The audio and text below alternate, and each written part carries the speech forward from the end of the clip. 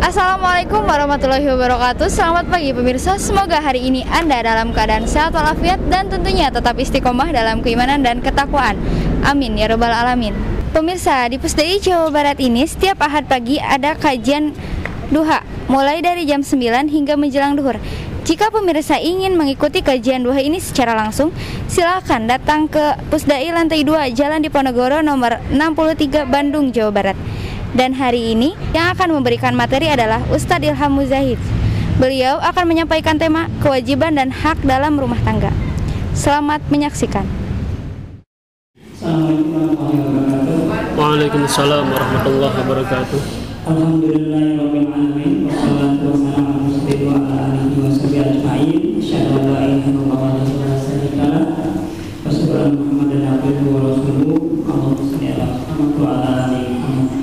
Masyaallah muslimin, jemaah yang dimuliakan Allah. Alhamdulillah ini Ahad tanggal 17 Safar 1442 Hijriah bertepatan dengan tanggal 4 Oktober 2020. Sesaat lagi kita akan mengikuti kajian doa yang insyaallah akan disampaikan oleh Bapak Ustadz Ilham Muzahid Ustadz Agama. Hari ini pembahasan kita tentang kewajiban dan hak dalam rumah tangga. Seperti biasa kemudian kita dibagi dua bagian pertama penyampaian materi doa, waktunya lebih kurang 1 jam, dan kemudian kita berdialog doa. Untuk itu mari kita buka pengajian ini dengan basmalah. Bismillahirrahmanirrahim. Dan pertama kami persilakan Bapak Ustadz Ilham Muzahid Ustadz Agama untuk menyampaikan materi doa.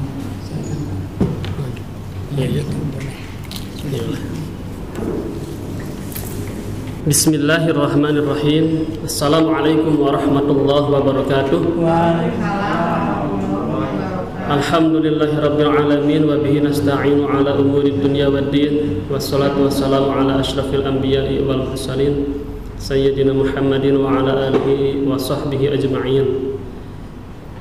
Allahumma bihaqqi nabiyyikal mustafa wa rasulikal murtada wa aminika ala wahyis sama anta syurha sadri wa tuyassira lisani wa taj'alani natiqan amilan bih birahmatika ya arhamar rahimin.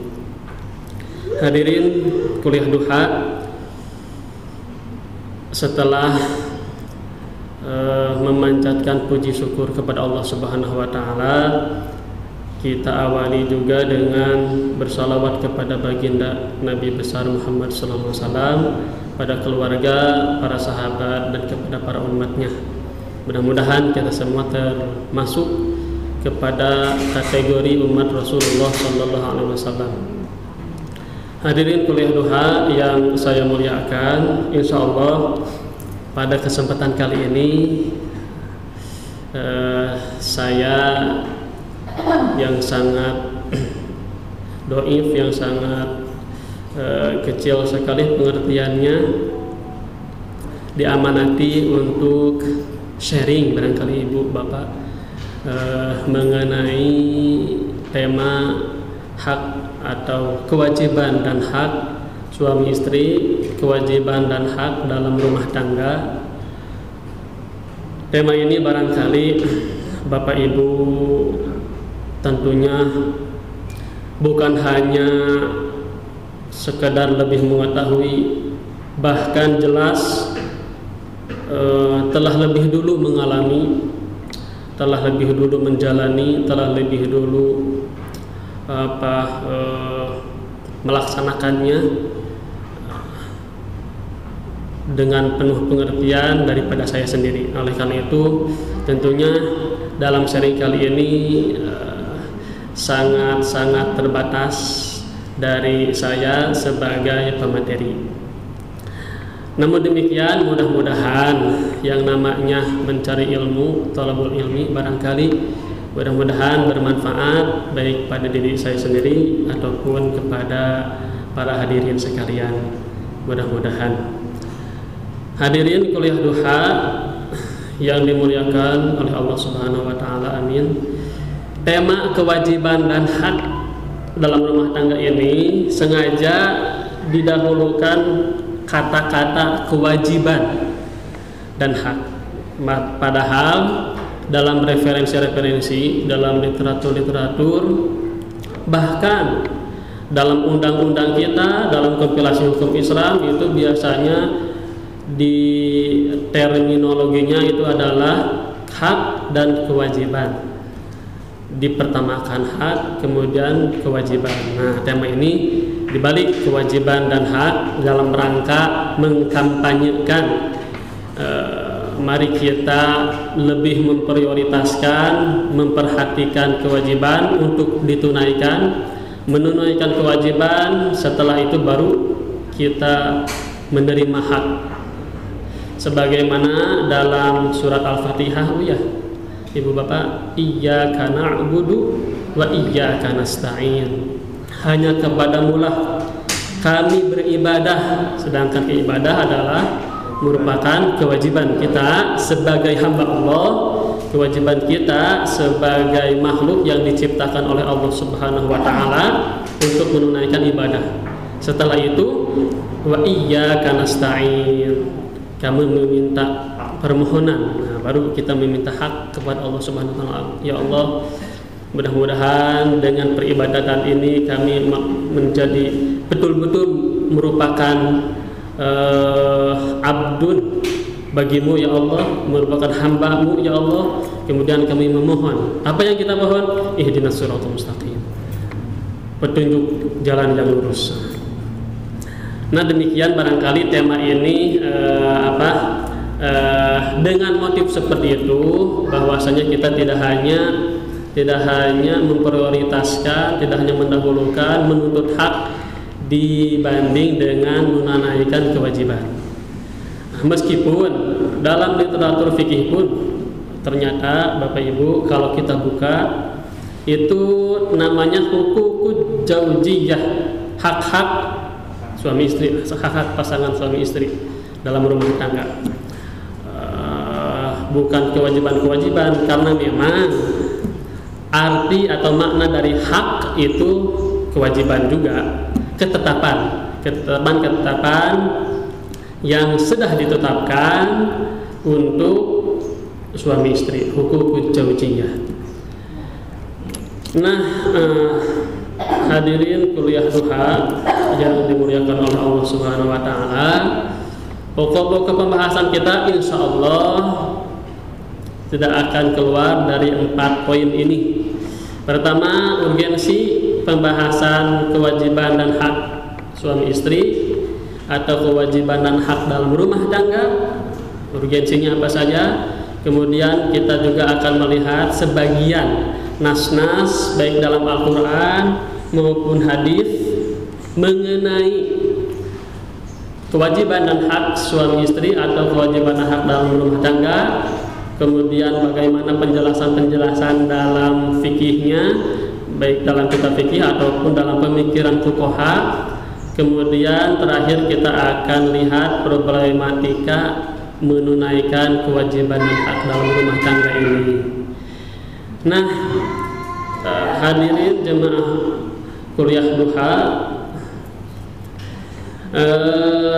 urgensi pentingnya kita memperhatikan kewajiban dan hak suami istri ini tentunya banyak sekali ya.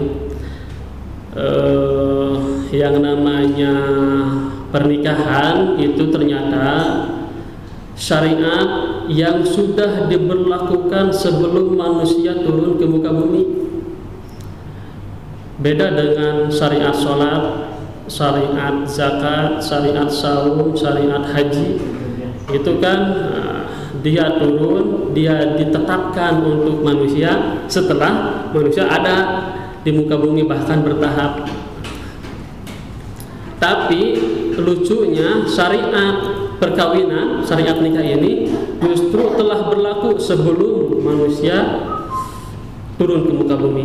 Bahkan konon, dan kononnya ini mereferensi pada riwayat, itu syariat nikah ini tetap akan diberlakukan kembali setelah dunia berakhir. Setelah di akhirat akan ada lagi ternyata syariat perkawinan. Tidak diceritakan kalau syariat haji akan ada lagi, tapi syariat perkawinan insya Allah ada. Nah, oleh karena itu ini menjadi salah satu hal urgensi kita untuk memperhatikan bahwa agama ini mengatur tentang pernikahan. Syariat nikah itu diberlakukan bahkan sebelum perintah Allah Subhanahu wa taala kepada Nabi Adam untuk menjauhi pohon tersebut. Itu kan ternyata Nabi Adam sudah berpasangan, jangan kamu dekati pohon ini, jangan kamu dekati pohon ini, apalagi memakan buahnya dengan pasangan kamu. Sebelum perintah tersebut ternyata Nabi Adam dengan Ibu Hawa itu sudah diakadkan oleh Allah Subhanahu wa taala dengan ikatan pernikahan. Nah, kemudian juga kelak di akhirat kelak insya Allah bagi makhluk-makhluk yang ahli surga, mudah-mudahan ibu bapak kita semua menjadi ahli surga.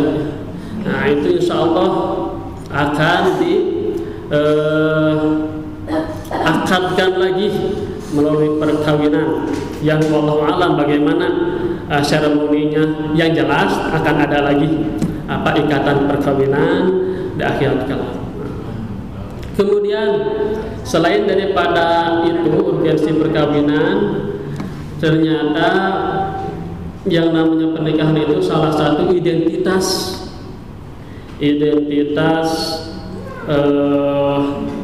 umat Rasulullah Muhammad sallallahu alaihi wasallam. An-nikahu sunnati faman raghiba an sunnati falaysa minni. Nikah itu, perkawinan itu adalah sunnahku. Barang siapa yang membenci, yang tidak mencintai kepada sunnahku, termasuk perkawinan, falaysa minni, maka tidaklah termasuk kepada golonganku. Nah, oleh karena itu ternyata banyak sekali urgensi bahwa kita penting memperhatikan syariat pernikahan. Nah, salah satunya adalah setelah terjadi akad, maka ada akibat hukum yang namanya kewajiban dan hak dalam rumah tangga. Nah, sedikit saja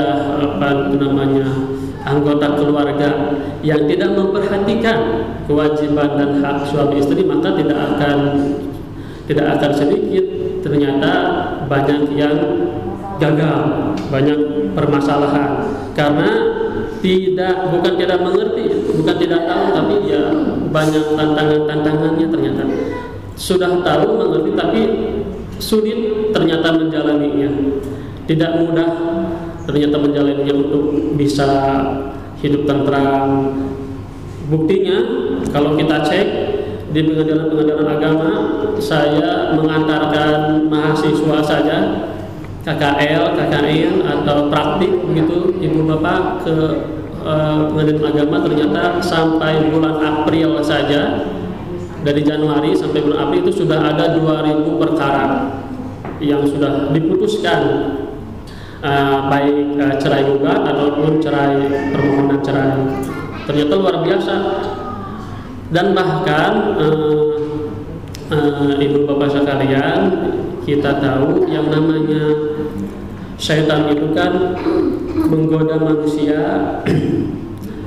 Yang penting dia ingkar kepada Allah. Yang penting manusia itu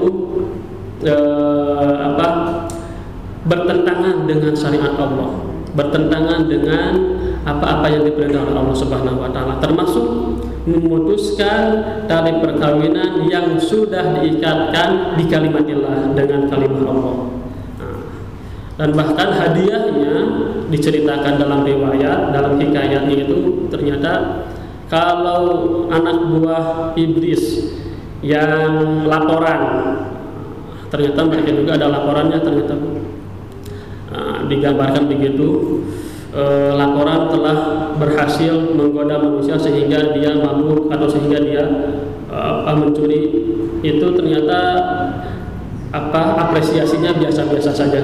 Tapi kalau wahai tuan iblis lah, ya, barangkali kira-kira begitu, saya tidak kembali kecuali sudah memutuskan si fulan dengan si fulana karena mereka bertengkar hawa nafsunya sehingga berpisah, yang asalnya sudah terjadi ikatan perkawinan kemudian terpisah.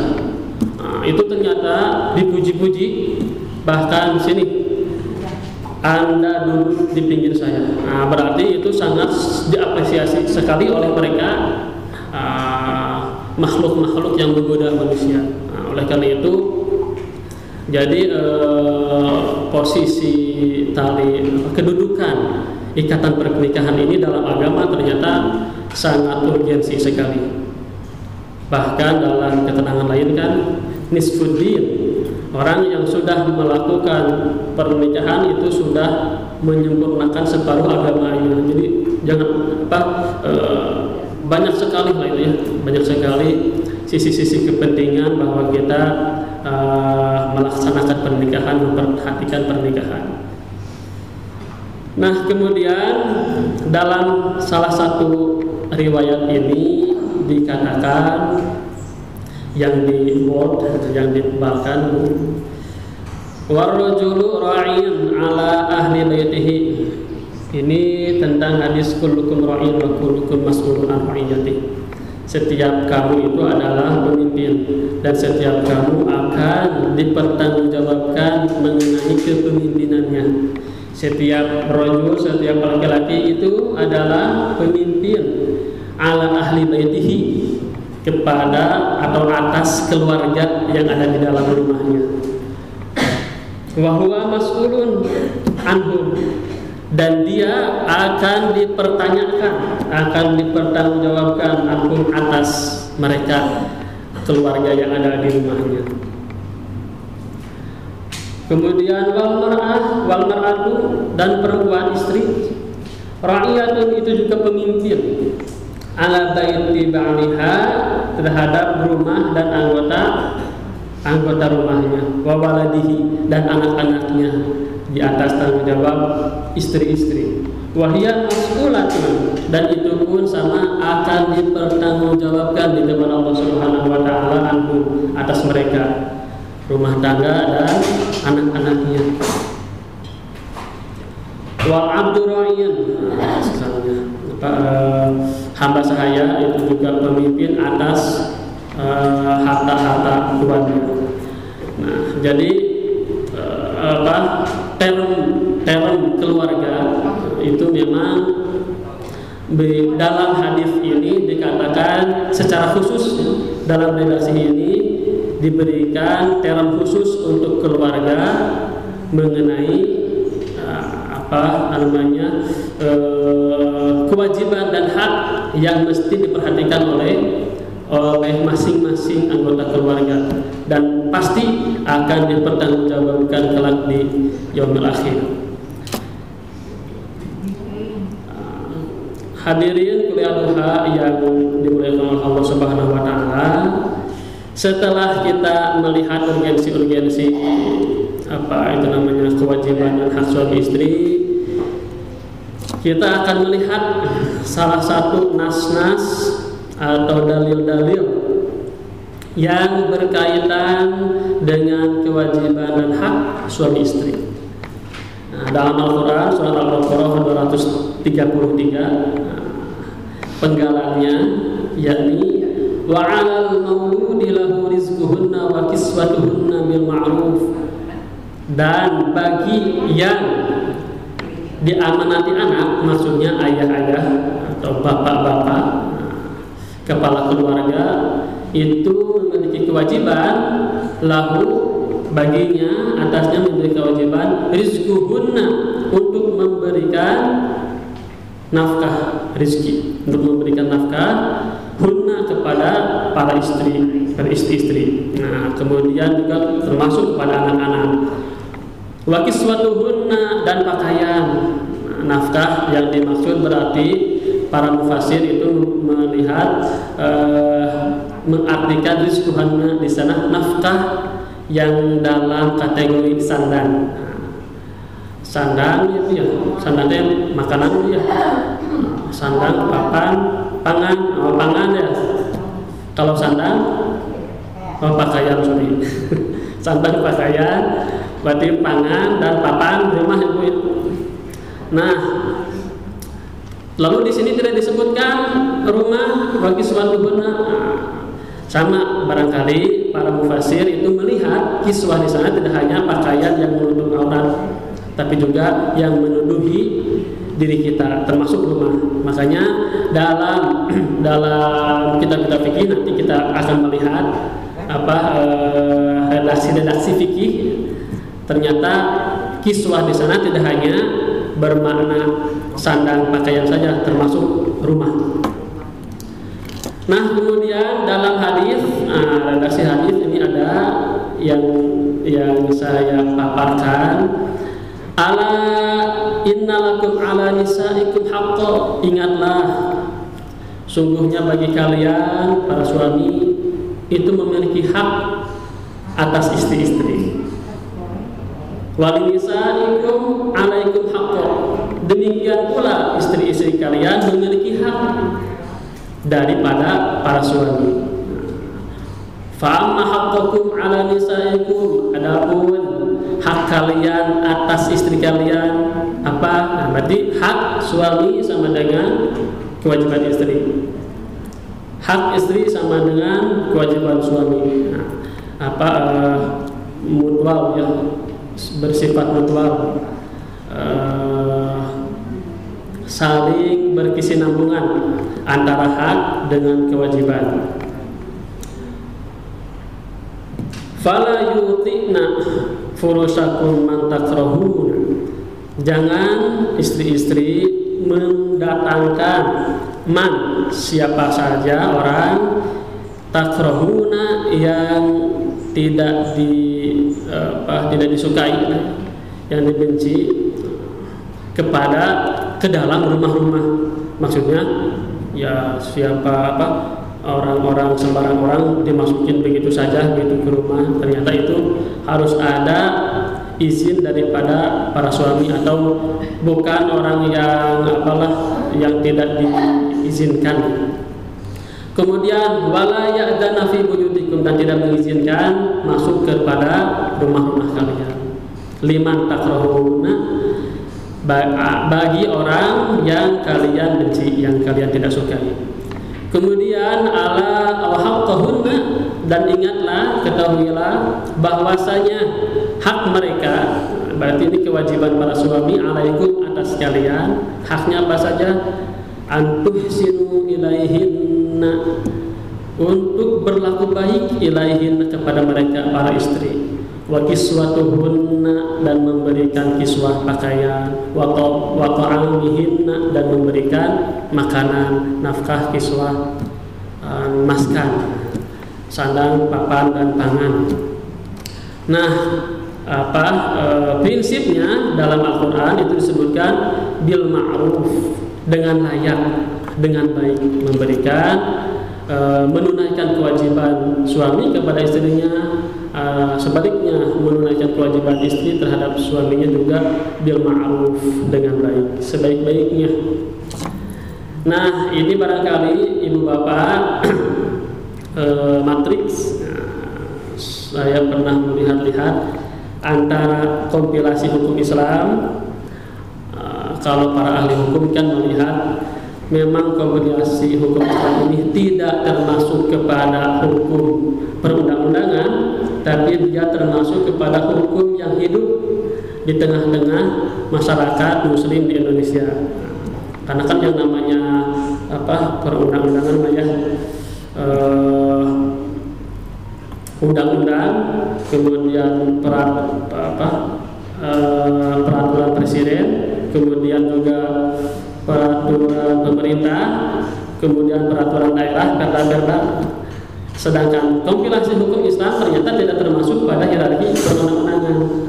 Tapi meskipun demikian, itu kata para ahli hukum adalah hukum yang hidup saja. dikarenakan dihadiahi oleh pemerintahan pada waktu itu melalui impresi presiden, sehingga digunakan oleh para hakim di pengadilan agama dan oleh masyarakat umum. Nah, saya melihat ibu bapak di dalam kompilasi hukum Islam itu ada di sana diatur substansi hukum hak dan kewajiban suami istri, dan ingin mengecek benarkah ada pengaruh apa hukum adat, hukum barat. Barangkali kalau hukum barat mungkin di substansi lain, hukum adat mungkin di substansi lain. Tapi kalau hak dan kewajiban itu insya Allah klop dari kitab-kitab fikih yang dirujuk oleh kompilasi hukum Islam. 13 kitab fikih, bahkan rinciannya 38 kitab fikih. Nah, di sini saya hanya melihat 2 saja, Fathul Mu'in dan Bidayatul Mujtahid. Pasal 80 itu kira-kira menyatakan tentang bahwa suami itu wajib memberikan nafkah. Itu ternyata dalam kitab-kitab jelas ada. Bahkan dalam Al-Quran dan hadis juga tadi ada. Bidayatul Mujtahid karyanya Ibnu Rushd, hukukuz zaujah, hak-haknya istri ala zauji atas suami, berarti kewajiban suami kepada istri apa an-nafaqatu, nafkah, dia menerima nafkah, wal kiswah dan pakaian. Kemudian di ayat 5 ini mengatakan di KH itu suami mulai wajib memberikan untuk menunaikan kewajibannya ketika sudah ada tamkin. Nah, dalam KHI ternyata ada muncul istilah tamkin. Tapi kalau dalam undang-undang perkawinan tidak ada istilah tamkin. Apalagi dalam BW ya, dalam hukum barat tidak ada. Itu hanya ada dalam hukum Islam istilah tamkin. Nah, ternyata ini memang para perumus kompilasi hukum Islam memang menyengaja term atau istilah-istilah dalam hukum Islam, yakni yang terpapar dalam kitab fikih, sengaja dimasukkan ke dalam kompilasi hukum Islam. Ada usaha Islamisasi undang-undang, memasukkan hukum Islam ke dalam undang-undang. Di antaranya buktinya adalah ada istilah tamkin dalam KHI. Nah, apa itu tamkin? Ternyata kalau dilihat yaitu kebalikan dari nusus. Nah, kebalikan dari nusus itu adalah tamkin. Ketika istri kita mau ikut kepada kita tinggal di mana saja, hayu, menerima nafkah seberapa saja, dikelola. Kalau lebih ya alhamdulillah, kalau kurang yang minta lagi dengan baik-baik. Nah, kalau tidak ada ya wajah nawe kurang bersabar. Tapi insya Allah ibu bapak alhamdulillah saya pun senantiasa dibimbing dengan atas bimbingan orang tua. Alhamdulillah melewati hal-hal yang serat, tapi dengan keyakinan akan ada pertolongan Allah Subhanahu wa taala. Ternyata alhamdulillah selalu ada. Apalagi Bapak Ibu semuanya yang telah lebih depan mengalami kehidupan rumah tangga. Tapi alhamdulillah ketika memang kita ikhlas dalam menjalaninya, pertolongan Allah pasti ada. Nah, tamkin ketika istri tidak nusus, mau tinggal di mana suami tinggal, kemudian tentunya tadi dengan ma'ruf, maka suami wajib memberikan nafkah, memberikan kiswah. Tapi ketika nusus itu tidak sampai langsung cerai karena harus ada talak. Tapi ada gugurnya istri, umpamanya, mohon maaf bukan maksud menyudutkan, ketika nusus ya, maka ada kewajiban yang tidak dijalankan. Oleh karena itu kewajiban suami pun gugur juga dalam memberikan nafkahnya ketika nusus. Tapi kalau ternyata baik-baik saja, tidak ada alasan. Bahkan justru suami yang dituntut Kenapa tidak mau bergerak? Kenapa tidak mau bekerja? Kenapa malas-malasan? Kan begitu ya. Jadi keseimbangan dalam aturan, kewajiban dan hak yang harus dijalani dan harus diterima oleh masing-masing pihak dalam rumah tangga. Nah, kemudian tidak boleh suami mengambil begitu saja harta yang telah diberikan atau yang sudah diperoleh, itu ternyata dikeluarkan harus atas izin istri juga ternyata, Bapak. Dan ada istilah ya di masyarakat, uang bapak sama dengan uang ibu, tapi uang ibu aja. Kan begitu Bu ya, sudah ada slogan lah seperti itulah barangkali. Slogan. Memang harus kepastian dan begitu Bu ya. Tapi ternyata kalau menurut saya nih Ibu, barangkali ada yang namanya harta bersama. Ada istilah harta bersama. Harta bersama itu apa? Harta yang dihasilkan oleh pasangan suami istri. Bukan hanya gini, nanti gini mah kalau sudah terpisah. Itu kalau gini ini mah harta bersama. Harta yang diperoleh oleh suami istri sejak melakukan akad. Nah, setiap harta yang diperoleh maka itu adalah harta bersama. Para ulama ada yang mengaitkan dengan ayat Al-Quran surat An-Nisa, kalau tidak salah ayat 20-an. Lirijali nasibun mimma iktasabu walin nisa'i nasibun mimma iktasabna. Bagi laki-laki itu ada bagian atas yang diusahakannya, bagi istri juga ada bagian atas apa-apa yang diusahakannya. Meskipun umpamanya, mohon maaf, istri tidak bekerja berkarir di luar rumah, tapi hanya mengurus rumah saja. Suami yang bekerja di luar, apa-apa yang diperoleh itu mengandung unsur milik istri. Tapi sama juga, ternyata ketika istri bekerja menghasilkan itu juga sama, mengandung unsur milik suami juga, karena dia bekerja atas izin suami, jadi sama-sama saja. Oleh karena itu berarti ada manajemen ekonomi keluarga saja barangkali. Kalau saya musyawarah sama istri itu seperti itu Bu. Jadi slogan tadi tadi ya sudahlah, kita ini harta bersama saja, kita musyawarahkan, kecuali kalau jajan-jajan kecil mah ya, kita mah barangkali tidak akan sampai merusak kepada keharmonisan lah ya.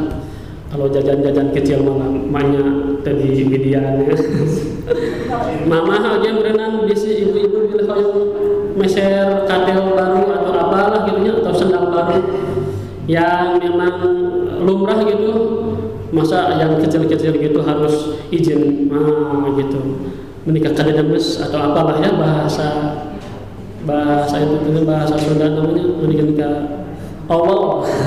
Menikah Allah, menikah tidak boleh. Nah, barangkali hal-hal yang begitu mah selama memang itu dianggap wajar oleh pasangan suami istri, ya insya Allah. Tapi kalau hal-hal yang besar, mau rumah, mau diam di mana, itu kan hal yang besar, perlu musyawarah, perlu kompromi, perlu ya musyawarah lah ya, bahasa agamanya barangkali.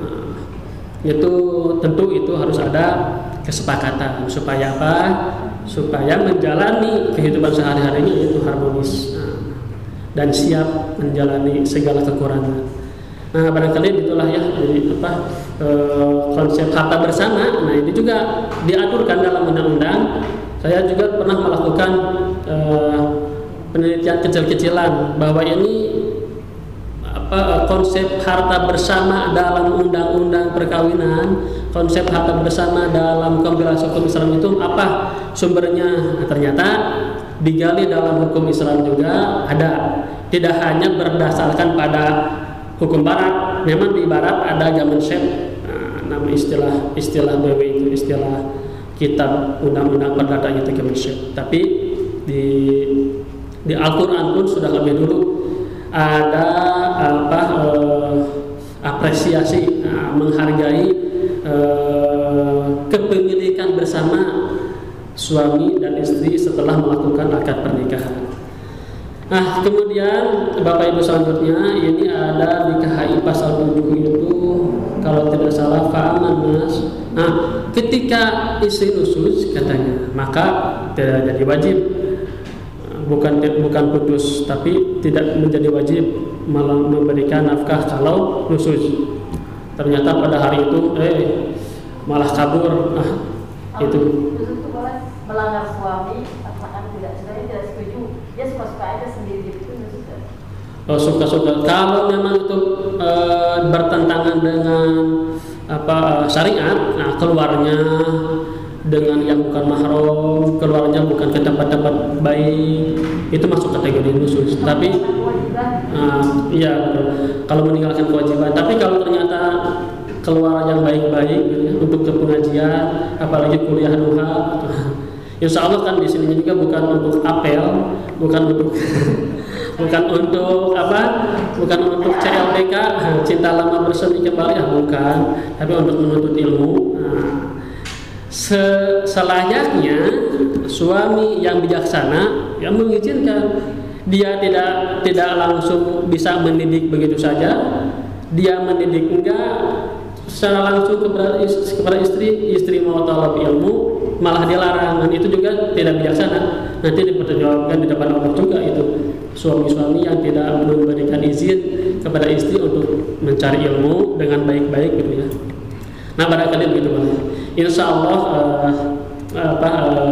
kita akan bahas lagi secara lebih jauh setelah pembahasan kita lebih lanjut. Pasal dalam nomor 1 ini kalau tidak salah ini mengenai rumah, mengenai maskan. Ittafaqu telah bersepakat, telah mufakat para ulama ala innal iskana ala zauji, ketetapan untuk mengadakan, untuk memberikan rumahnya itu rumah atau tempat tinggal, tidak harus beli, silahkan dikontrakin, pengontrakan mangga, yang penting layak. Tadi kata kuncinya bil ma'ruf. Atau ternyata belum juga bisa ngontrak, masih bersama mertua, masih bersama orang tuanya, kalau memang diizinkan, itu juga masih dalam kategori memberikan maskan yang ma'ruf. Selama memang itu ya.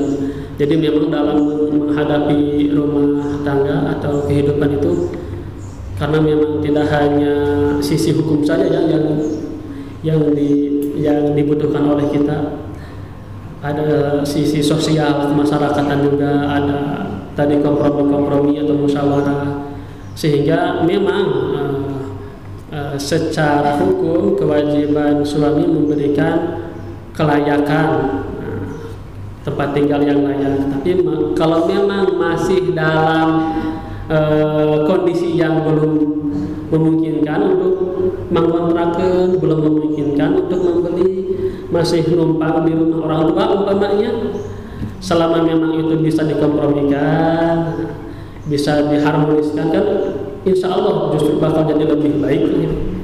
Kita bisa berbakti sekaligus kepada orang tua, akan bisa mendidik bisa mendidik anggota keluarga kita, akan bisa lebih terjalin dengan bagus selama memang umpamanya disediakanlah kamar khusus kalau memang ada gitu. Nah, begitulah barangkali itu hal-hal yang memang perlu kompromi, perlu musyawarah, tidak hanya saklek untuk hak dan kewajiban saja, tidak hanya saklek hukum saja, tapi ada juga sisi-sisi kompromistisnya itu, komprominya itu. Kemudian bersifat adil, itu juga sama menjadi prinsip daripada hak dan kewajiban dan hak suami istri. Kemudian juga wa yahsul nusuz yamna'u zaujati az-zauji. Ini juga sudah disampaikan tadi bahwasanya ketika muncul nusuz tidak lagi tamkir, maka gugur kewajiban suami memberikan kewajibannya, memberikan nafkah dan kiswahnya. Hak suami istri secara bersama, suami istri dihalalkan melakukan hubungan yang sebagaimana mestinya. Kemudian terjadi pertalian mahram semendak atau musaharah atau mahram, bisa mahram mu'abbad, bisa mahram mu'allaq. Kaitan antara menantu dengan mertua kan itu kan menjadi mahram, tidak bisa dinikahkan abadi, bahkan meskipun suami pasangan tersebut sudah cerai tapi tidak ada istilah bekas mertua, tetap saja dia menjadi mahram abadi, tidak bisa dinikah. Kemudian itu juga menjadi hak yang harus diterima, mau tidak mau harus diterima oleh suami istri. Pertalian musaharah, pertalian mahram semendak. Kemudian terjadi hubungan waris mewarisi, jelas ini. Jadikan yang namanya waris itu kan ada karena sisi nasab, ada juga karena sisi sabab. Sababnya sabab perkawinan atau sabab memerdekakan budak kalau pada zaman dulu. Ternyata sabab perkawinan jelas ada. Bagi suami adalah seperempat kalau ada anak, setengah kalau tidak ada anak. Bagi istri 1/8 kalau ada anak, 1/4 kalau tidak ada anak. Itu hak yang harus diterima oleh masing-masing pihak. Kemudian kewajiban suami istri secara bersama-sama menegakkan rumah tangga yang sakinah mawaddah rahmah, wajib saling mencintai, menghormati, setia memberi bantuan lahir dan batin, wajib melakukan pengasuhan, wajib saling mengasuh anak, memelihara baik jasmani, rohani maupun kecerdasannya. Kemudian juga wajib saling memelihara kehormatan pribadi maupun satu sama lain. Sudah barangkali ilmunya selainnya juga terakhir problematikanya tidak dikasih slide. Itu kan biasanya suka muncul juga problematika dalam menunaikan kewajiban dan hak suami istri itu.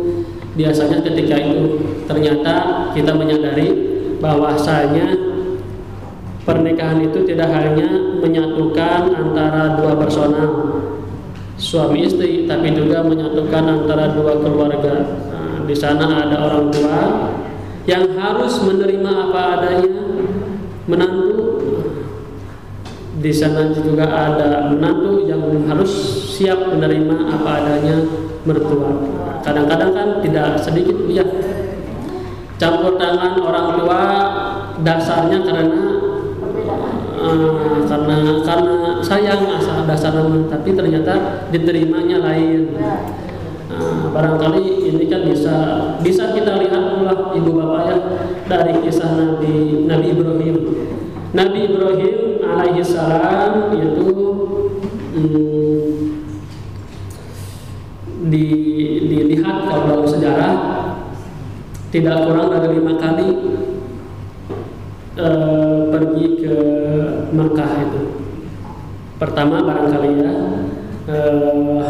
ketika Nabi Ibrahim hendak menyembelih Ismail, atau bukan, ketika mengantarkan Siti Hajar dengan Ismail yang masih bayi ke Mekah. Pergi berarti mengunjungi Mekah meskipun pada waktu itu belum dinamai Mekah. Kemudian sekali lagi yang keduanya ketika hendak mau menyembelih Ismail, pergi lagi. Nabi Ibrahim berada di Makkah. Ketiga, ketika membangun Ka'bah itu ternyata dibangun ketika zaman Nabi Adam juga sudah dibangun karena kebiasaan beribadah, kemudian turun ke bumi ingin melakukan ibadah sehingga oleh Allah Subhanahu wa taala diperintahkan membangun Baitullah. Nah, kemudian sekian ribu tahun atas perintah Allah untuk betulkan lagi Baitullah tersebut pada zaman Nabi Ibrahim. Ketiga. Nah, yang jadi contoh itu yang keempat dan kelima. Yang keempat dan kelima ini syarat dengan hubungan suami istri dalam kehidupan rumah tangga. Nabi Ibrahim ketika itu datang mengunjungi Ismail yang pada waktu itu tidak ada di rumah. Nah, kemudian datang menghampiri istrinya. Istrinya tidak tahu bahwa itu adalah mertuanya. Barangkali ya bahasa kita ditanyailah, si Aat kemana, lagi berburu, lagi mencari nafkah, karena waktu itu mencari nafkahnya budayanya berburu. Kemudian bagaimana keadaanmu gitu? Bagaimana keadaanmu setelah berumah tangga atau menjalani kehidupan rumah tangga dengan suamimu itu? Ana bisyarrin, selalu ada kejelekan saja lah, terbentang. Kemudian juga selalu ada kekurangan. Kemudian Nabi Ibrahim berpesan, kalau begitu nanti kirim titip salam kepada suami Anda, kemudian sampaikan pesan saya, harap palang rumahmu diganti. Begitu. Kemudian tidak lama ceritakan Nabi Ibrahim pulang. Kemudian Ismail pulang ke rumah, menemui istrinya. Kemudian istrinya melaporkan, atani saykhun kata wakala, telah datang aki-aki kolor nyamhunnya ada aki-aki mana kolornya aki-aki orang. Nah, datang aki-aki begini-begini, kemudian bertanya tentang bertanya tentang rumah tangga kita. Terus gimana? Ada pesan? Ada, titip salam, kemudian gantilah palang pintumu.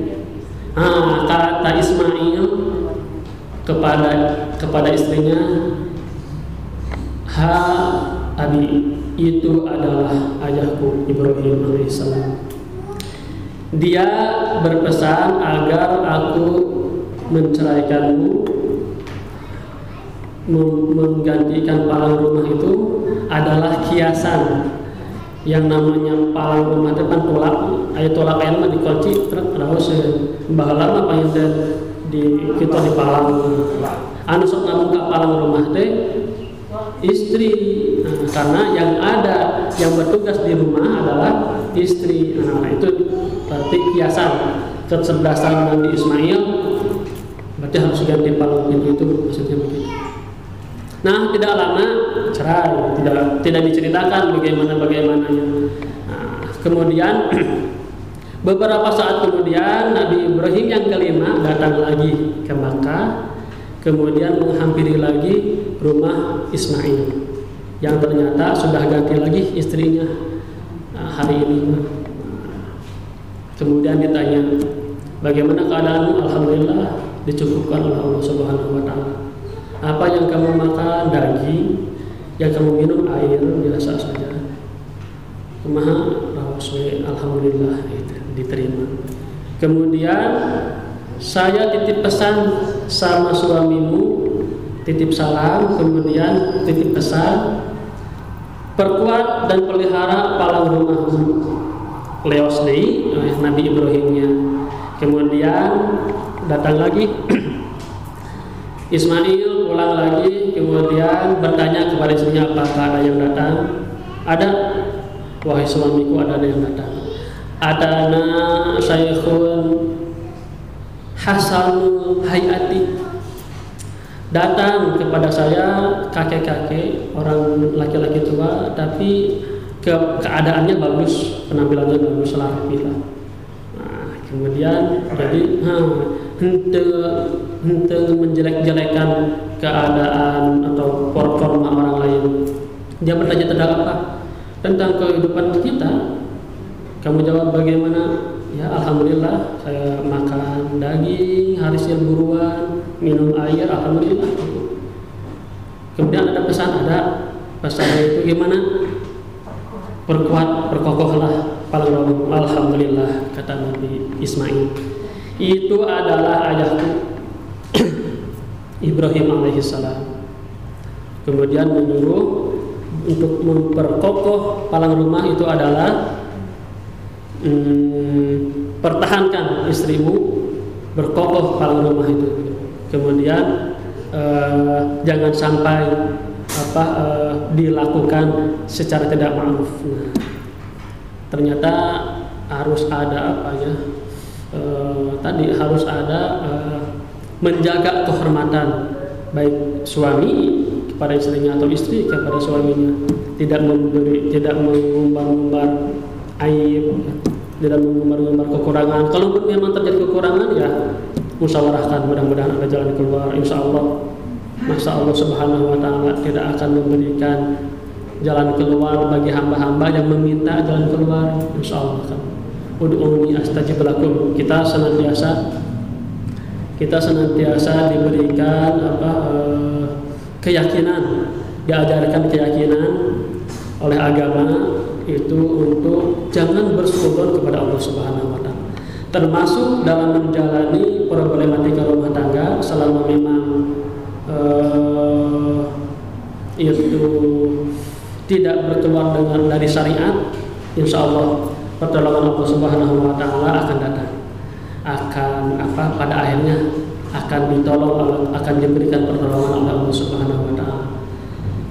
Nah, barangkali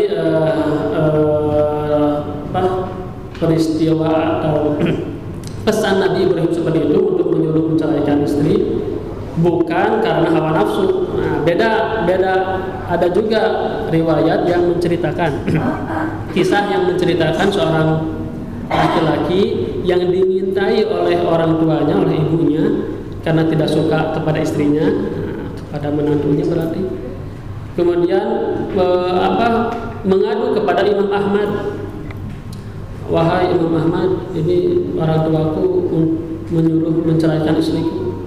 Karena apa? Gini. Kemudian kata Imam Ahmad, jangan. Bukankah itu bertentangan? Karena apa? Kita tidak mengabdi kepada orang tua.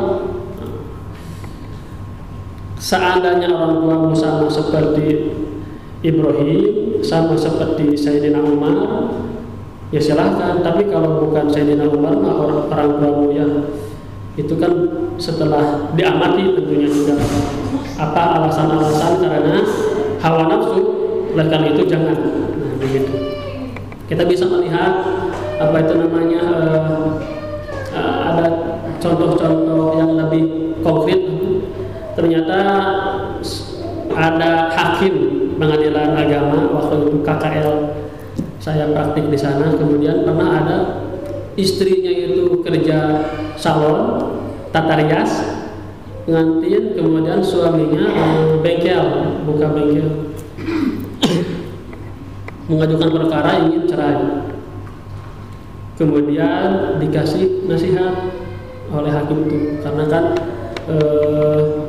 bisa cerai setelah hakim melakukan mediasi, hakim melakukan merukunkan dulu. Ada usaha hukum, ada usaha hakim untuk merukunkan, ternyata berhasil.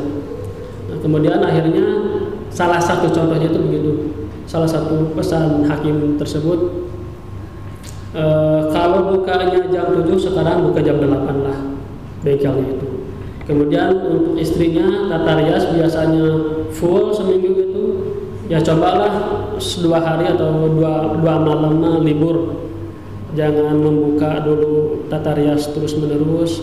Kemudian ada bercengkerama, ada upaya membangun keharmonisan, ternyata datang lagi pasangan itu datang lagi bukan ke pengadilan, ke rumah hakim, ternyata untuk mengucapkan terima kasih karena sudah ternyata alhamdulillah terasa rukun, ada komunikasi dengan baik, ada saling memberikan pengertian. Nah, ternyata sesuatu yang masih bisa dimusyawarahkan, masih bisa dirembukan. Kenapa tidak kita sebelum memutuskan untuk jalan cerai, lebih baik itu musyawarah atau tahkim antara muhakamah, mencari penengah antara dua keluarga. Barangkali Bapak Ibu demikian yang bisa saya sampaikan. Insya Allah kalau ada hal-hal yang perlu didiskusikan kita bahas bersama-sama saja. Assalamualaikum warahmatullahi wabarakatuh. Waalaikumsalam warahmatullahi wabarakatuh. Terima kasih hatur Pak Ustaz. Ini menarik sekali masalah kewajiban dan hak suami istri atau keluarga secara keseluruhan. Yang ingin saya tanyakan adalah, kan masalah rumah tangga ini berjalan seiring dengan kondisi setiap orang. Apakah dalam waktunya kayak sudah berumah tangga 5 tahun, 10 tahun dan sebagainya. Ini kalau ada seorang anak, kewajiban yang sudah berkeluarga, bagaimana kewajiban terhadap orang tua dan pasangannya. Saya pernah dengar ada keterangan seorang istri atau perempuan itu milik suami. Tahu benar atau tidaknya menurut saya tahu. Nah, kalau laki-laki itu milik ibu. Nah, bagaimana seorang yang sudah berkeluarga, misalnya contohnya di lapangan orang tuanya sudah sepuh, apalagi kalau tinggal seorang, di satu pihak si laki-laki atau perempuan ini juga kewajibannya harus mengurus pasangannya. Nah, kenyataan di lapangan Pak Ustaz, apalagi juga di tempat kerja saya, justru yang lebih dekat mengurus orang tua apalagi adalah perempuan. Di satu pihak mereka harus mengurus suami dan anak. Apalagi anaknya kalau sudah besar, problematikanya kan subhanallah Pak. Saya 2 tahun lagi minta 60 Pak, dengan 4 orang anak, 1 sudah berkeluarga. Kan beda antara kita mengelola membina anak yang masih kecil dan yang sudah dewasa, apalagi mungkin sudah berumah tangga juga, permasalahannya kan makin ada. Laki-laki justru kalau kata Kang Soleh dikatakan susis, suami sirik istri. Jadi lebih cenderung di lapangan suami itu lebih cenderung memperhatikan istri dan keluarganya, bahkan terkadang mungkin gila terhadap orang tua. Nah, mohon penjelasan Pak Ustaz posisi anak terhadap orang tua dan kewajiban besar. Assalamualaikum warahmatullahi wabarakatuh. Ya, bismillahirrahmanirrahim. Terima kasih kepada para penanya yang memberikan tanggapan dan pertanyaannya. Nah, barangkali sharing saya kepada Pak Mirsa mengenai posisi anak terhadap orang tua, sedangkan anak tersebut sudah berumah tangga. Siapa yang harus diprioritaskan, baik anak laki-laki kepada orang tua dan kepada istri, ataupun anak perempuan bersikap kepada suami dan kepada orang tua. Nah, kalau saya pas selalu diajarkan dan memang itu bisa dilihat ya dari dasar-dasar ajaran kita dalam Al-Quran dan Sunnah. Laki-laki jelas meskipun dia sudah berumah tangga, prioritasnya adalah kepada ibu, kepada orang tua. Tapi kalau perempuan itu prioritasnya kepada suami. Itu apa? Aturan dasarnya begitu. Kecuali nanti ada kondisi-kondisi lain seperti bagaimana? Seperti ini, Pak. Kita ceritakan dulu aturan dasarnya. Aturan dasarnya seperti itu. Karena kita bisa lihat dari kita proyeksikan lah ya, kita proyeksikan dengan kadar waris saja. Kadar waris coba kita lihat. Ketika suami seseorang meninggal, dia meninggalkan harta, jatuh harta ceritanya, meninggalkan suami istri, kemudian meninggalkan ibu dan bapaknya masih ada. Berapa bagian untuk istri? Kalau tidak ada anak kan tadi 1/4 kalau tidak ada anak. Kalau ada anak 1/8. Tapi untuk orang tua masing-masing ibu bapak 1/6 kalau ada anak. Kalau tidak ada anak 1/3. Gede mana? Jelas gede orang tua, berarti porsinya banyak orang tua, gede orang tua perhatiannya. Harus memprioritaskan orang tua, bukan berarti menelantarkan istri, bukan berarti begitu. Jadi kita tidak boleh melihat, kita lebih melihat kepada ini dan menggugurkan ini, bukan. Tapi semua ada porsinya. Tapi kalau istri, kita lihat dalam syariat waris, seseorang meninggal, seorang perempuan meninggalkan suami, meninggalkan ibu dan bapak. Bagian untuk suami adalah 1/2 jika tidak ada anak, 1/4 jika ada anak. Untuk orang tua tetap 1/3 jika tidak ada anak, 1/6 masing-masing kalau ada anak. Jadi kan porsinya kan lebih besar kepada suami kalau begitu. Kalau istri itu barangkali pelajaran ketika diproyeksikan dengan syariat waris, barangkali begitu.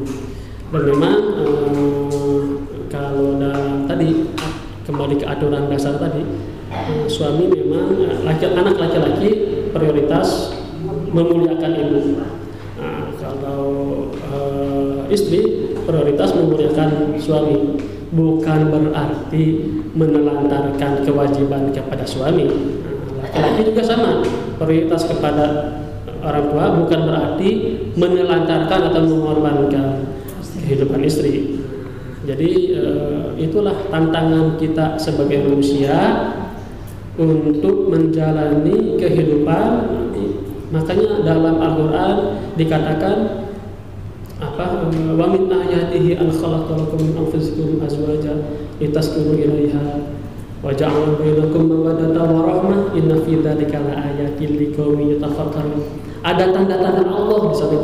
Ada tanda-tanda kekuasaan Allah bagi orang yang mau berpikir, termasuk bagaimana memikirkan, mengharmoniskan antara sikap kita kepada orang tua, sikap kita kepada pasangan.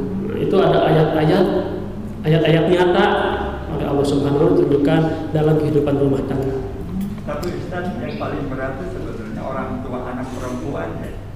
Karena kan banyak dari si ibunya atau bapaknya anak perempuan itu ketika anaknya lebih ke suami. Ya. Padahal pada dasarnya ke agama kan sudah melebihi dia harusnya ke suami dulu gitu. Tetapi sebagai orang tua nih kadang-kadang anak kurang kalau salah kita padahal ada ijab kabul kan waktu itu. Kadang-kadang seorang bapak lupa kita sudah menyerahkan kepada menantu kita. Gini. Ya itulah perasaan kita sebagai makhluk diuji mau tidak menerima syariat seperti ini. Begitu. Apakah Allah Subhanahu wa Ta'ala itu sadis? Kan mungkin. Ar-Rahman Ar-Rahim, Maha Penyayang, insya Allah selalu ada jalan keluar. Nah, barangkali tanggapan dari kepenasaran kita seperti itu, Pak. Kan banyak ya kita kita sering dengar riwayat-riwayat yang menggambarkan ketika waktu itu memang zaman peperangan kan, ketika istri tidak diizinkan keluar karena memang bahaya. Jadi ini syar'inya kuat, alasan syar'inya kuat, suami jangan keluar, tidak diizinkan keluar. Sedangkan mendapat kabar ayahnya sedang sakit-sakitan, kemudian sampai meninggal, kemudian mengadu kepada Rasulullah, ya Rasulullah, saya keadaan seperti ini tidak diizinkan keluar, tapi di sisi lain mendengar ayah saya sedang sakit-sakitan kemudian meninggal, apakah saya termasuk kepada anak yang tidak berbakti? Justru dijawab oleh Rasulullah, ayah kamu berbahagia di sana karena mendapatkan anak yang soleha, telah menjalankan kewajibannya. Namanya juga meninggal, semua manusia akan meninggal. Tapi justru dengan jalur seperti itu, sama Allah Subhanahu wa Ta'ala diberikan pahala besar, ajrun azima, jumlah pahala besar. Jadi ahli surga bapak teh karena mengikhlaskan anak perempuannya taat. Justru karena dia kalau seumpamanya tidak taat kepada suaminya, pasti juga keadaannya bakal beda. Justru dengan begitu, ternyata di balik itu semuanya, di balik perasaan kita yang sangat sedih gitu ya, ketika ternyata anak perempuan kita harus lebih memprioritaskan suaminya, ternyata ada pahala yang sangat besar bagi orang tua. Jadi berbahagialah bagi bapak ibu yang memiliki anak perempuan. Tinggal kayak gitu, nggak kita lebih awas di tanggung jawab sekarang sudah berpindah dari bapak saat hidup, akhirnya bapak lain nanti tanggung jawab bapak sudah berpindah kepada anak, kan begitu. Tapi itu tadi Pak Bapak, komunikasi, kuncinya di komunikasi. Jadi saya juga selalu memberikan pengertian. Alhamdulillah ada pembojo, ada istri saya, itu selalu dikomunikasikan. Bahkan di awal-awal pernikahan pun, sebelum rintitan seperti ini, itu saya suka bilang kepada istri untuk bahwasanya saya kedudukan sebagai anak laki-laki, meskipun orang tua banyak anak laki-lakinya, tapi tetap saya akan memprioritaskan ibu. Kata saya bilang begitu. Memprioritaskan ibu bukan berarti menelantarkan Anda. Saya bilang begitu. Dan selalu pernyataan seperti itu, alhamdulillah Pak, itu selalu diuji dan terasa diuji. Waktu itu ya, bismillah lah dengan izin Allah, punya uang gaji sebulan sisa segitu dibutuhkan oleh orang tua segitu. Akhirnya saya musyawarah. Dari dulu orang tua memberikan saya nafkah, memberikan saya pendidikan sampai seperti ini. Wajah nanya, orang prioritaskan orang tua. Bukan berarti mau melantarkan Anda. Ketika hidup belum makan, maka bapak dia mau makan. Tenang, di baturan kurang apa usah kalian. Nah gitu. Itu ternyata ujian, mungkin itu termasuk ujian dari pernyataan tadi. Saya ingin memprioritaskan orang tua. Akhirnya ya sudahlah, bismillah, keluarkan kepada orang tua. Tapi alhamdulillah, tadi ketika memang kita mencari, meminta pertolongan kepada Allah, memang betul-betul 0 rupiah dan anjing kumaha Pak, misal biasa tunggu kan pikiran, insya Allah bukan masalah. Ayah anjing mana kumaha. Kalau memang masih ada yang mempercayai, tapi alhamdulillah itu keadaan seperti itu berkali-kali kondisi seperti itu saya berikan. Pernah sampai minjem, pernah, dan alhamdulillah sekarang mah meskipun terjadi seperti itu tidak sampai minjem. Karena itu tadi keyakinan akan ada pertolongan Allah Subhanahu wa taala. Justru dengan demikian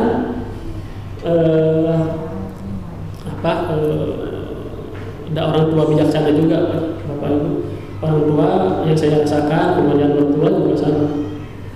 Tersenyum melihat, barangkali melihat perilaku saya begitu ya, karena memberikan prioritasnya kepada orang tua, akhirnya orang tua bijaksana tidak sampai mengadu kepada anak hal-hal yang memang bisa dikendalikan. Nah, ini kalau memang ada di luar dugaan, kemudian dimusyawarahkan kepada anak, saya mau sebagai anak mau berkorban seperti itu. Nah, barangkali kesadaran seperti itu, posisi anak, aturan dasarnya harus dipegang seperti itu. Kemudian kelihayan komunikasi seperti Pak Subur tadi memang sangat diperlukan, karena memang kita hidup itu tidak hanya membutuhkan aspek hukum saja, tapi ada aspek komunikasi, musyawarah, kemudian juga merayu, membujuk supaya membangun keharmonisan, dan insya Allah pada akhirnya ditolong oleh Allah Subhanahu wa taala. Nah, yang saya rasakan Pak Ibu seperti itu. Jadi ya Allah, saya ingin menjalankan aturan dasar seperti itu, ingin memegang aturan dasar seperti itu, mohon pertolongan. Godaan pasti ada. Kemudian kepada sikap orang tua sempat dan sering sampai sekarang pun saya khawatir ada kecemburuan kecemburuan dari mertua, ternyata lebih sayang kepada, karena memang aturan dasar itu seperti itu. Tapi ketika diberikan tadi ada komunikasi dengan orang tua, dengan mertua, dan memang saya sebagai suami atau laki-laki sebagai suami dalam rumah tangga itu ternyata wajib mematuhi mertua itu seimbang sama beratnya dengan menghormati mertua. Kita harus menghormati orang tua kita sama harus menghormati kepada mertua kita. Jadi kalau diibaratkan dengan ular berbisa, ini sama-sama ular berbisa, baik orang tua maupun mertua. Jadi maksudnya bencinya ya atau marahnya itu bisa menjadikan kita anak yang durhaka, baik kepada orang tua maupun mertua, sama-sama matihna, sama-sama kerahan. Ada istilah bahasa Sunda di hati mitoha. Kan sama kan. Ya. Nah, jadi harus disadari oleh setiap kepala rumah tangga yang memiliki orang tua dan masih memiliki mertua itu dia harus berlaku baik kepada dua-duanya. Kemudian istri kepada aturan dasar harus bisa. Kemudian kalau ada hal-hal yang masalah ya tadi dimusyawarahkan, dibuka, coba kira-kira mana jalan keluarnya, mana yang harus didahulukan, mau bisa nyanduk kalau dan dianjurkan bisa diisukan dibolak-balik gitu. Tapi dengan demikian kalau memang kita niatnya tadi ikhlas karena Allah, saya yakin selalu ada pertolongan Allah Subhanahu wa taala. Kalau kita begitulah ayat-ayat. Kalau berhadapan dengan seorang istri yang egois, artinya dia benar-benar gimana? Nah itu memang. Tapi kan memang tadi dah tuntutan kondisi kita sekarang memang hegemoni itu luar biasa. Jadi tadi ayat Al-Quran bil ma'rufnya itu jadi melampaui batas, bahkan perilaku yang sebenarnya itu adalah biasa-biasa saja dan masih dikompromikan, tapi diterima atau diperlakukan dengan secara tidak wajar. Umpamanya ya tidak mau hidup bersama, tidak mau mengunjungi sering-sering kepada mertua. Kadang-kadang begitu. Laki-laki yang susis, yang suami istri, sering-sering dikasih maksudnya pada orang tua. Laki-laki yang susis ya udahlah, ke rumah neng aja, kan begitu. Istrinya ya hal-hal yang demikian harus disadari, harus disadari kuat oleh suami. Kira-kira mau tidak dia itu mengendalikan istri ketika istri memang keadaannya seperti itu. Tapi tidak sedikit juga justru suaminya yang melulu yang tidak bagus, yang tidak baik. Suami yang tidak bisa memberikan, yang tidak pengertian, dia memprioritaskan orang tua tapi tidak baik kepada mertua, padahal posisinya atau derajatnya sama. Bahkan Bapak Ibu semua, ada sebagian ulama yang mengatakan pahala berbakti kepada mertua lebih besar daripada kepada orang tua. Ada ulama yang begitu. Mengapa? Ketika dia melihat banyak laki-laki, ini banyak, jadi dulu juga begitu, banyak laki-laki atau kepala rumah tangga yang meremehkan, menganggap atau dalam tanda petik menomorduakan mertua, padahal sama-sama kedudukannya, sama-sama mulia, harus sama-sama harus dimuliakan. Nah, memang itu harus disadari. Jadi tidak binafsi barangkali kata kuncinya untuk memulai dari sekarang, ibda binafsi saja. Kita memulai dari diri sendiri, ingin punya suami atau pasangan yang baik, kitanya yang harus baik, kitanya yang harus dekat dengan Allah, kitanya yang harus bisa menerima aturan-aturan dari Allah Subhanahu wa Ta'ala. Kemudian dengan demikian mudah-mudahan Allah Subhanahu wa Ta'ala pun mengangkat kesolehan pasangan kita sehingga anak tetap berbakti kepada orang tua, kepada mertua atau orang tua bijaksana, semakin bijaksana kepada anaknya. Ada cerita, dan cerita ini memang terjadi berulang. Ada yang mengadu kepada kiai lah ya, karena dia gak suka sama mertuanya, bahkan sampai ingin cepat-cepat tewas mertuanya, sampai sadis begitu, yang diracun sekalian, begini kayak gitu. Kemudian tersenyum. Gitu. Kemudian bagaimana? Akhirnya saya berikan ramuan khusus untuk meracuni mertuamu.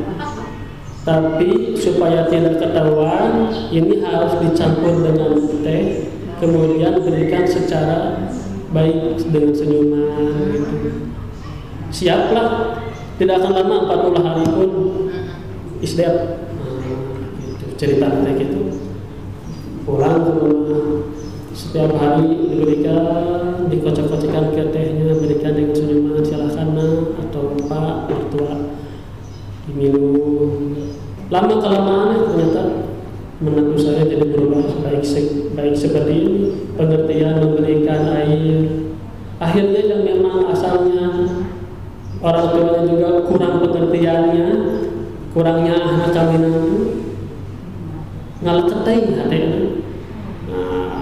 hati itu, yang meluluh hati itu, yang akhirnya sama. Harus disadari bahwa menantu kita itu bukan anak kita, dia dididik, maksudnya dia dididik tidak seperti anak kita, ada kebiasaan lain, ada budaya lain, ada macam-macam. Nah kemudian cerita tersebut sampai 30 sekian hari Ternyata jadi baik si orang tua, si mertua tuh balik lagi ke kiai tersebut. Pak Kiai, ulah sina mau orang tua deh. Nah, karena sudah jadi sayang sama saya, ulah saya mohon ada obat mujarabnya yang mengobati. Nah, gitu. Sebetulnya itu bukan racun, justru itu vitamin yang diberikan kepada supaya lebih bugar lagi orang tua kamu, mertua kamu. Justru kamunya yang kurang senyum. Ibda binafsi, mulai dari diri kamu. Kalau mau merubah kepada kebaikan, silakan rubah. Insya Allah sinyal kebaikan kita dengan ikhlas, Allah Ta'ala akan menularkan kebaikan kita kepada sekeliling kita, termasuk mertua. Memang orang tua itu panutan kita, tapi namanya manusia selalu ada kekurangan-kekurangan, sehingga ya tidak patut dipanuti. Kadang-kadang juga ada aspek-aspek yang perlu dibenahi. Orang tua juga sama, orang tua harus bisa menyadari keadaan anak, berikan kesempatan untuk menjalani kehidupan rumah tangga. Kadang-kadang kan ya selalu adalah yang suka curhat itu ya tentang rumah tangga begitu. Anak laki-laki yang curhat karena ibunya senantiasa seolah-olah saking sayangnya anak laki-laki sematawayang sekarang punya istri, seolah-olah perhatiannya kepada istrinya hingga pada akhirnya seolah-olah menyudutkan istrinya. Akhirnya kan itu kan hal-hal yang begitu barangkali yang saya maksudkan tadi. Ibda binafsi, kita awali dari diri kita untuk mengawali kebaikan. Insya Allah dengan berpegang teguh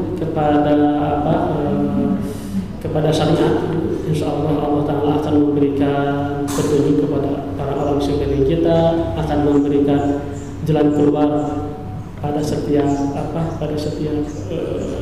problematika rumah tangga kita. Karena tadi apresiasi dari iblis juga kepada anak buahnya, dekat kursi ibu karena kamu pangkatnya tinggi, karena sudah bisa menceraikan, bisa mengobrol-abrik rumah tangga.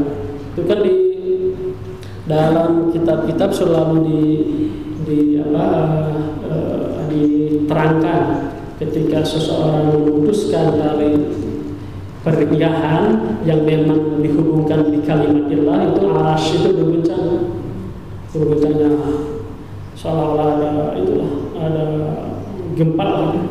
Apalagi ternyata di kota Bandung saja sampai April 4 bulan itu sudah 2.000 perkara perceraian, luar biasa. Kebanyakan mahal kan? Gitu. Dan paling adalah ibda binafsiknya itu yang memang harus dipelajari. Yang harus disadari. Itulah banyak. Dari kawasan Pusdai Jawa Barat, saya Sega Zarani bersama kru liputan yang bertugas, Adi Bahrul Muhid, Dede Abdul Razak, Bambang Bahtiar Rifai, Dai Pula Oktaviana, dan Ramdan Hidayat melaporkan. Semoga bermanfaat. Wabillahi taufiq wa hidayah. Wassalamualaikum warahmatullahi wabarakatuh.